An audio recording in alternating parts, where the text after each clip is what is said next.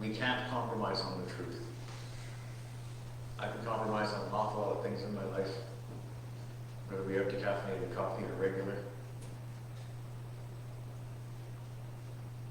But we can't compromise on the truth. In his letter to the Romans, Paul defends his ministry and his authority and the gospel, but he doesn't defend himself. We should look to ourselves to see that we are blameless. When attacked, if we follow our sinful nature, we're led back into fighting and separation, which is death. We follow the flesh, we end up with outbursts of anger. But to live according to God's design looks like living righteously, living correctly, living in harmony with God's plan. This can be accomplished by blessing our enemies and trusting God's sovereignty. Our job is to pursue peace with one another to the extent that it depends upon us.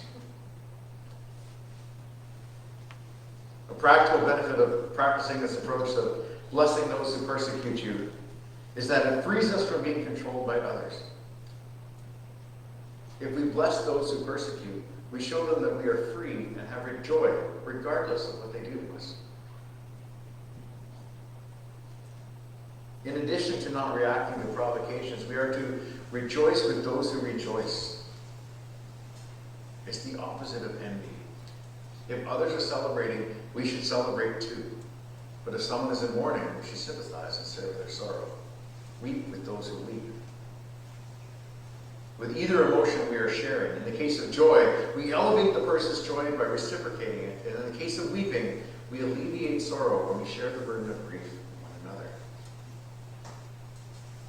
There's a saying that says,